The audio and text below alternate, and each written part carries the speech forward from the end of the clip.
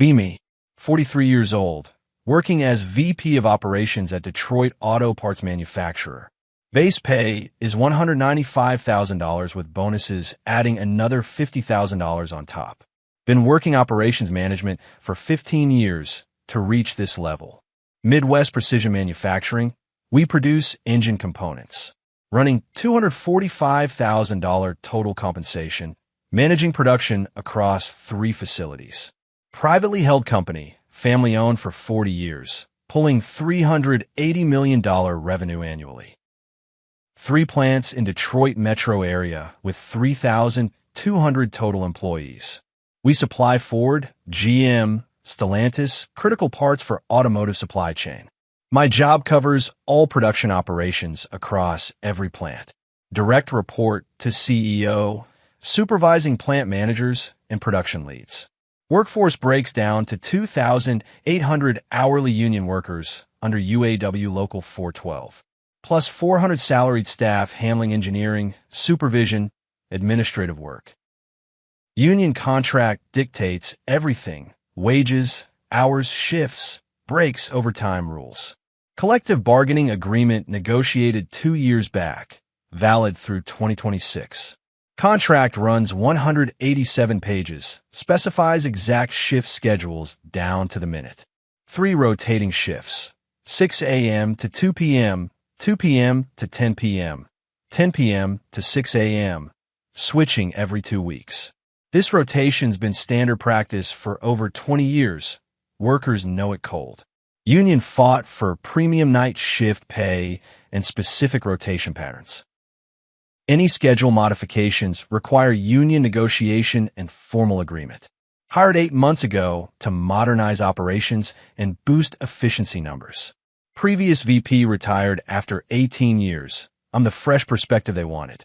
My background spans manufacturing operations at multiple companies. Most recent position was operations director at non-union Tennessee facility. First time managing heavily unionized workforce in my career. Union environment operates differently, much more rigid, way less flexibility. Every single decision has to factor in contract language and union dynamics. Union steward goes by Frank, 51 years old, 27 years with this company. He knows every word of that contract, enforces it without exception. Any management move violating contract, Frank files grievance same day.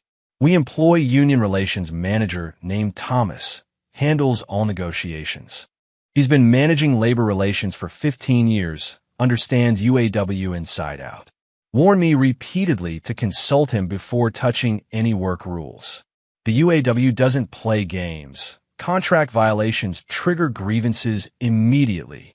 Some violations serious enough to cause work stoppages or full strikes. Understood the concept, but didn't grasp real-world implications. March 2025, analyzing production metrics and workforce demographics. Notice only 18% of hourly workforce identifies as female, rest are men. Out of 2,800 union workers, roughly 500 are women total. Most women stick to day shift, extremely few work overnight hours. Exit interviews reveal women leaving due to shift rotation problems. Can't arrange childcare with constantly rotating schedules. Night shift impossible to manage with young children at home. Need predictable hours to coordinate with spouse's schedule. Clear barrier preventing us from retaining women in manufacturing roles. Want more diverse workforce? Need to solve the scheduling issue. Also noticing women show higher absence rates during night shifts. Lower overtime acceptance compared to male workers across the board. Data suggests shift structure fundamentally doesn't work for women employees. Start developing plan for more family-friendly scheduling approach. Eliminate rotating shifts completely. Let workers choose permanent assignments. Reduce mandatory overtime requirements on evening and night shifts. Create flexible start time options for day shift personnel. Should help women balance work responsibilities with family obligations. Increase retention rates and make company more attractive to female applicants. April 15th, presenting proposal to CEO named Gregory. He's 58, founder's son, laser-focused on production metrics. Want to restructure shift scheduling to improve women retention rates. Current rotation creates major childcare coordination difficulties. Offering permanent shift selection should help us retain more women. Gregory, concerned about impact on production numbers. Rotation system distributes undesirable shifts fairly across workforce. Night shift pays premium because nobody wants permanent nights. If people choose freely, nobody's volunteering for night shifts. Explaining my plan to address the staffing concern. We'll offer significantly higher premium for permanent night volunteers. Some workers actually prefer nights. We can staff with volunteers only. Gregory, skeptical, but trusting my operations expertise. What's the union's position on this proposal? Haven't consulted them yet. Wanted your approval before approaching. You'll need to negotiate this with UAW before implementation. Shift schedules fall under collective bargaining agreement coverage. Should involve Thomas, the union relations manager, right here. But I'm confident this benefits workers. Should be easy sell. I'll manage the union piece. This helps everyone involved. April 20th, announcing new shift policy via email to all plant managers. Effective May 1st, eliminating rotating shift assignments. Workers select permanent shift based on personal preference. Premium pay increased substantially for permanent night volunteers. Plant managers immediately raising red flags about the change. This violates CBA terms. Union will file grievance instantly. Need union approval before modifying shift structure. Responding that worker benefits mean union should support it. We're offering more choice and improved work-life balance. This is pro-worker policy. Union should appreciate the change. Within hours, Frank, the union steward, call in my office. Receive notification about shift schedule modifications. This directly violates Article 12, Section 4 of our contract. Shift rotation is specifically defined in CBA language. Cannot change it without formal negotiation with union. Explaining the reasoning, try to get his support. This change benefits workers significantly, especially women with families. More flexibility, more personal choice, better work-life balance overall. Frank, completely unmoved by the argument. Don't care about your intentions or motivations. Contract specifies shift rotation patterns explicitly. You're changing them without union agreement. That's contract violation and grievance will be filed. Trying to convince members will appreciate this. Talk to your members, especially the women. They want this flexibility. We're trying to create more family-friendly scheduling. Frank getting more forceful in his response. Family-friendly is management code for changing negotiated rules. Those rotation patterns were bargained over multiple decades. Night shift premiums, rotation fairness, all carefully negotiated. Can't just discard it because you think you have a better idea. Conversation ends with Frank promising grievance filing, thinking he's being unreasonably rigid and short-sighted. This change genuinely helps workers. He should support it. April 25th, formal grievance filed by UAW Local 412. Management unilaterally modified shift schedules, violating CBA. Article 12, Section 4 specifies exact rotation patterns. Modifications require negotiation and written union agreement. Demand immediate reversal and restoration of contract terms. Thomas, our union relations manager, rushing to my office urgently. Need to rescind this policy change right now. Union is correct. This explicitly violates the contract. We agreed to those shift rotations during 2023 negotiations. Cannot change them without returning to bargaining table. Frustrated with all the bureaucratic red tape. Change benefits workers. Why are we fighting over this? Because it violates legally binding contract terms. Want to change shifts? We negotiate with union formally. Go through proper channels, get written agreement. Cannot just implement changes unilaterally on your authority. Explaining my reasoning about helping women employees. women leaving company because of shift rotation difficulties. This addresses real retention barrier and diversity obstacle. Thomas sympathetic, but standing firm on process. That may be valid, but process matters critically. Union has legal right to negotiate working conditions. You completely bypass them on this. Now, they're angry and you've created major problem. Deciding to hold firm on the policy implementation. Change takes effect May 1st as originally planned. Union will recognize the benefits once it's implemented. Thomas warning this could escalate severely. If you don't reverse course, union might authorize strike. They have contractual right to strike over violations. UAW maintains strike fund to support members financially. Not believing they'll actually strike over this issue. They won't strike over more scheduling flexibility. That would harm their own members economically. May 1st, new shift policy officially takes effect. Workers confused, some visibly angry, others uncertain about changes.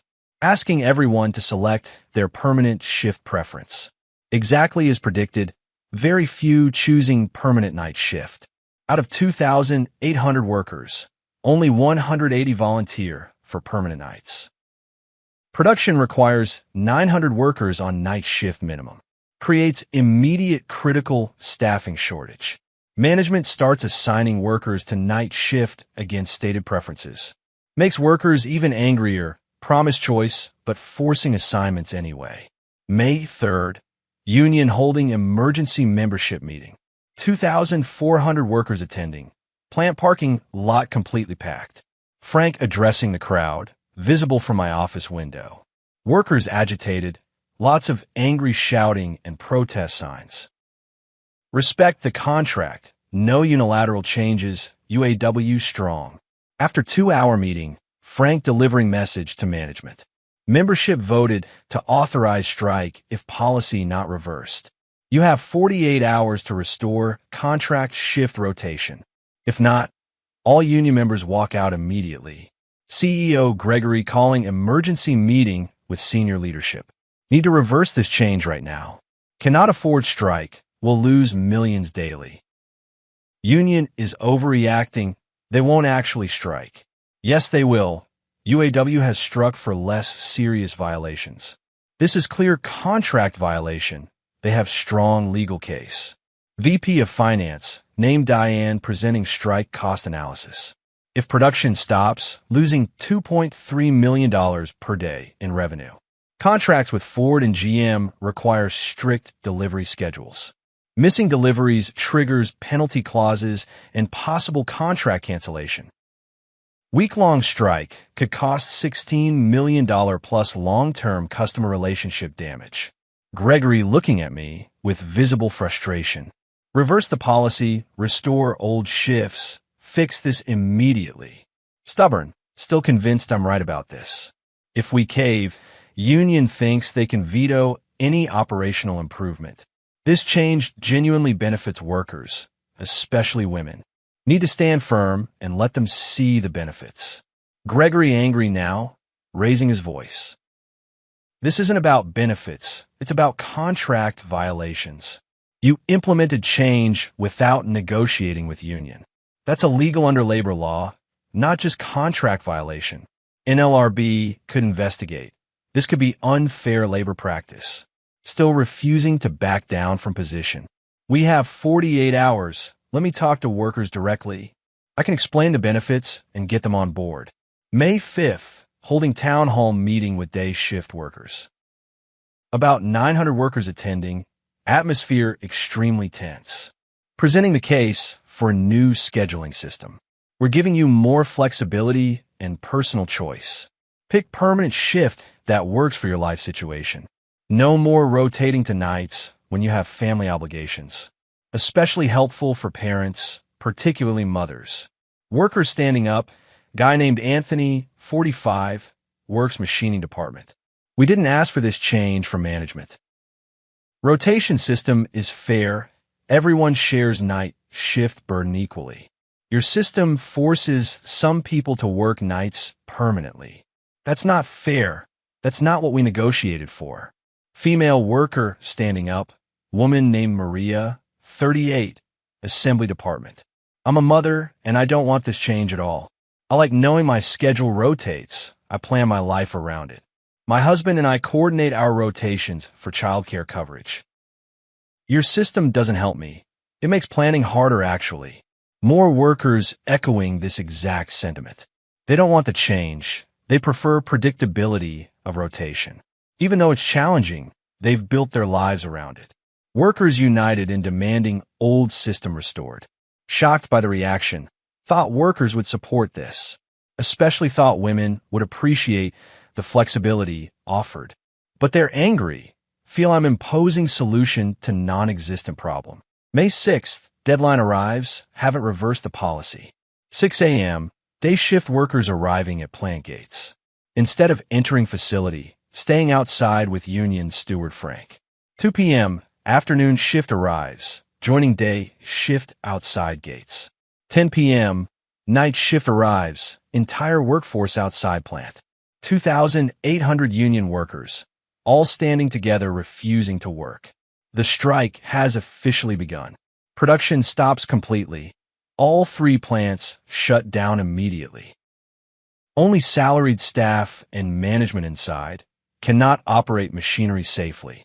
Need union workers to run production equipment properly. Gregory furious, calling me to his office. Told you to reverse the policy. Now losing $2.3 million daily. Call Frank. Tell him you're reversing change. End this strike. Calling Frank. He's at strike headquarters in Union Hall. We're prepared to reverse the shift policy now. Too late. Strike authorization already voted and active. Workers want more than reversal. They want guarantees. What kind of guarantees? Written agreement management won't make unilateral changes again. Compensation for the disrespect and contract violation. Strike continues until we reach satisfactory settlement. Day 3 of strike, production still completely stopped. Missing critical deliveries to Ford, GM, Stellantis. All 3 companies calling demanding shipping timelines. Some threatening to activate alternative suppliers. Day 5, Ford sending formal notice. Continued delivery failures violate supply agreement terms. Activating backup supplier for engine components immediately. Will reassess primary supplier status after labor situation resolves. Catastrophic development. Ford is largest customer, $140 million annually. If they switch to backup supplier permanently, might not recover them. Day 8. GM following with similar formal notice. They're qualifying alternative suppliers. $85 million annual contract at risk. Day 10. Local news covering the strike extensively. UAW strike enters its 2nd week at Midwest Precision. Workers say management violated contract terms. Interviews with strikers on picket lines. They're unified in messaging. Management broke contract, standing firm. Public opinion appears to side with workers, not management. Day 12. Try and negotiate with Frank through intermediaries. Offering to restore old shift rotation. Provide back pay for confusion. Union demanding more. They want written guarantees. Formal agreement that all schedule changes require union negotiation. Public apology from management for contract violation. Bonus payment to all workers for disruption caused. Thinking demands are excessive. We did nothing wrong.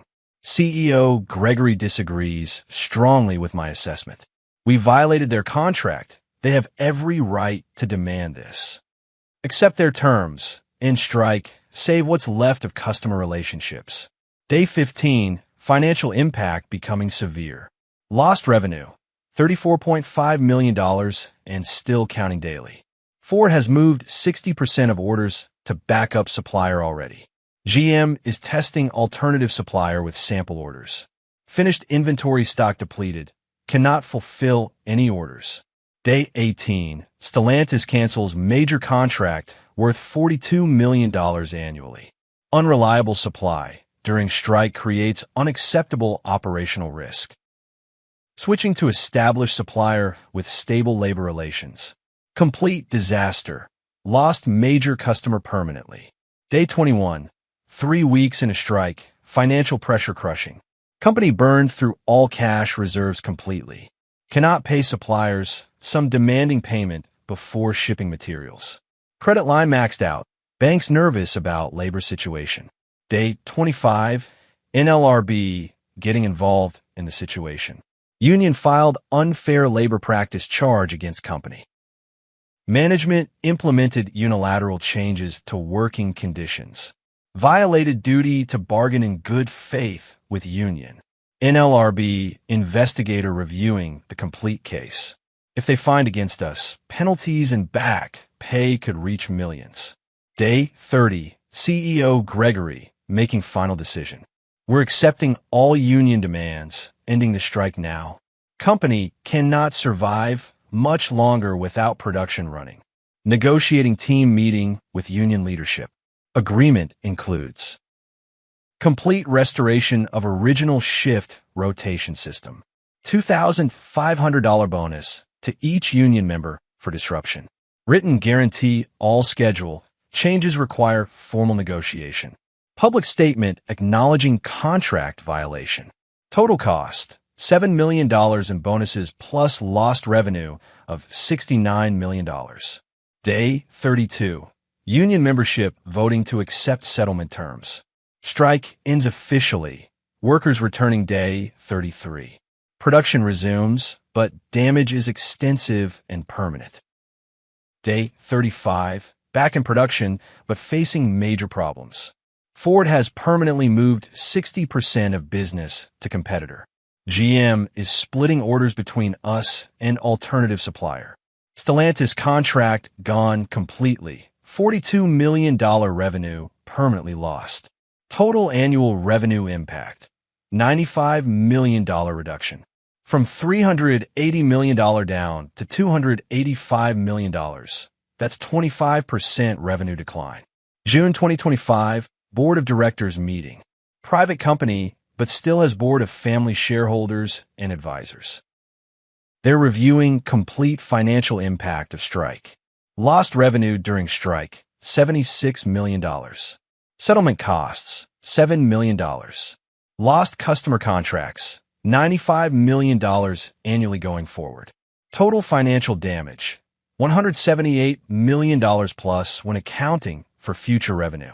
Board member named Vincent asking direct questions. Who authorized the shift schedule change that triggered this? I did as VP of Operations. Were you advised to negotiate with union first? Yes, but I believe change was beneficial and wouldn't be controversial. It violated collective bargaining agreement, correct? Technically, yes, but it was intended to help workers. Another board member, named Christine, speaking up. Your intention doesn't matter. You violated legally binding contract. You were warned this could cause strike. You proceeded anyway and caused $178 million in damage. This is catastrophic failure of judgment. CEO Gregory adding his perspective to board. I directly ordered reversal of policy before strike began. She refused, insisted workers would support the change. They didn't support it. They struck for 32 days. Board votes unanimously to terminate my employment. Effective immediately for gross negligence and poor judgment, causing catastrophic financial damage through contract violation. Escorted out that afternoon, 8 months at company ended in disaster. July 2025, I'm 44, unemployed, searching for operations roles. But strike is major news in manufacturing industry. VP of Operations fired after $178 million strike debacle. Articles detailing how I unilaterally changed union contract. Triggered month-long strike that nearly bankrupted company. Cost major customer contracts and almost destroyed 40-year business. My name permanently attached to this failure. Cannot get interviews anywhere in manufacturing sector, especially not in union environments. I'm toxic to any UAW shop. Recruiters direct when they respond at all. Your involvement in Midwest precision strike makes you unhireable. No manufacturing company will risk similar labor problems. What you did is textbook example of destroying labor relations.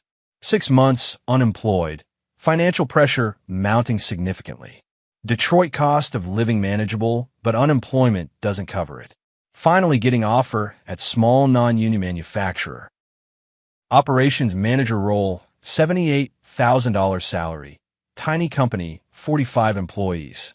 From $195,000 VP at 3,200 person company to $78,000 manager at 45-person shop. Complete career collapse in 6 months flat. 1 year after strike, Midwest Precision still recovering. They hired new VP of operations named Russell. He's rebuilding relationships with Ford and GM slowly. But Stellantis contract permanently gone to competitor. Company had to lay off 600 workers due to reduced orders. Those workers blaming me for their job losses. Union Hall has my picture posted as example of bad management. This is what happens when you disrespect the contract. I'm cautionary tale in UAW Local 412 history. January 2026. Seeing article in Labor Relations Journal. The Midwest Precision Strike. A case study in contract violations. Academic analysis of what went wrong. Discussing how well-intentioned policy change became disaster. VP implemented schedule changes intended to help women workers, but failed to consult union as required by collective bargaining agreement. Workers rejected changes they didn't ask for and weren't consulted on. Strike lasted 32 days and cost company $178 million total. Article quotes Frank, the union steward. Management thought they knew what workers wanted better than workers knew themselves. They assumed women needed different schedules without asking women. They violated our contract thinking we'd thank them for it. Instead, we struck, and they learned expensive lesson about labor relations. Article quotes Maria, the female worker who opposed my changes. I didn't need VP to save me from shift rotation. I built my life around those shifts. They worked for my family. When management changed them without asking, it disrupted everything. Then they acted like they were doing me a favor. Every quote reminder that I misread situation completely. Assumed I knew what workers needed without consulting them. Thought I could ignore union because changes were beneficial. Learned through $178 million disaster that process matters as much as outcome. 2 years after strike, I'm 45, still making $82,000. Small manufacturing company, non-union, minimal responsibility. We'll never get back to VP level, reputation destroyed. Midwest Precision has recovered somewhat. Annual revenue back to $320 million, still below pre-strike $380 million. They've rebuilt relationship with Ford and GM partially. But Stellantis business gone forever to competitor. 600 laid-off workers eventually found other jobs. But families disrupted, careers interrupted, all because of my decision. Running into Thomas, former union relations manager, at industry conference. He moved to different company, doing well professionally. We talked briefly. He's professional but honest. Warned you multiple times about the union contract. Told you any changes needed formal negotiation. Didn't listen because you thought you were helping. He's right. I ignored all the warnings. Why didn't you just negotiate with union like I advised? Would have taken few months, but you could have gotten agreement. Workers might have actually wanted schedule changes if properly presented. Thinking about this alternate timeline, I thought negotiation would take too long. And I didn't think union would support changes that helped women. So you didn't even try, just violated contract and hope for best. Thomas continuing with the truth. The irony is some workers probably would have liked schedule flexibility.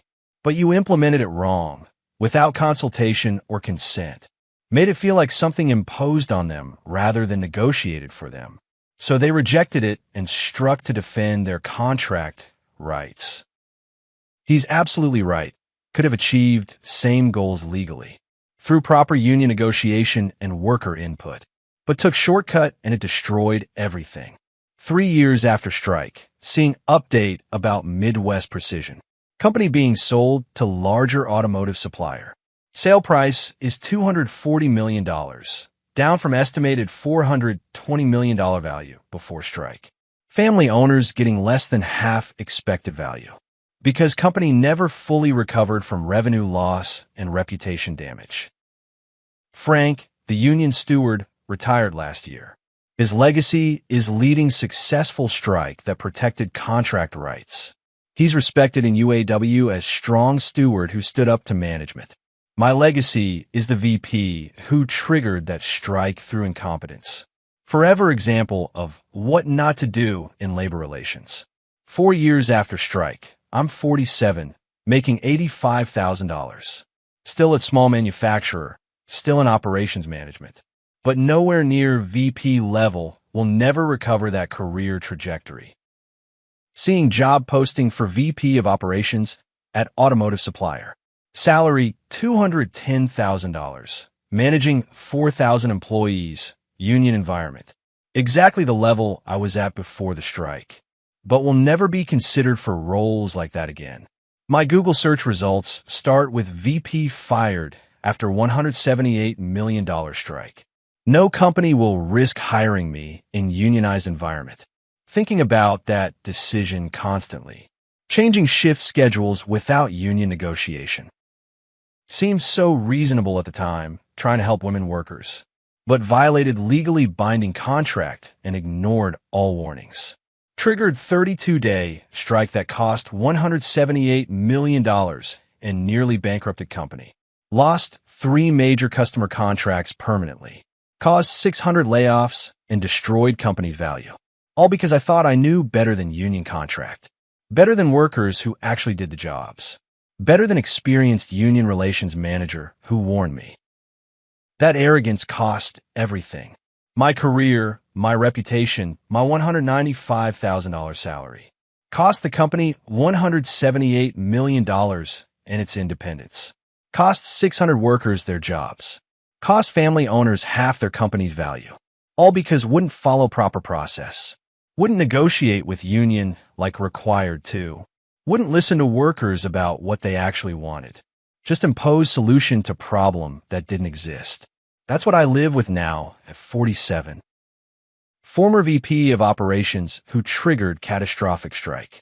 Who cost company $178 million through single bad decision. Who lost everything learning that union contracts matter. That worker consultation matters. That process matters as much as intentions. Still believe in supporting women in manufacturing. Still think work-life balance and flexibility matter. But understand now that change requires collaboration. Requires negotiation with unions and input from workers. Requires respecting contracts and following proper process. Can't just impose solutions, even if you think they're beneficial. That's the expensive lesson I learned. After destroying my career and nearly destroying a company. Through shift schedule change that nobody asked for. Implemented in violation of union contract. That triggered month-long strike and permanent damage. Now I'm here making $85,000. While Midwest Precision was sold at half value. While 600 workers lost jobs. While major contracts went to competitors, all because I changed shift rules without asking the union or the workers or following the contract that I was legally required to follow. That's my story at 47, the VP who thought she knew better and learned through $178 million strike that she didn't. Too late to save anything except the lesson itself, which cost everything to learn.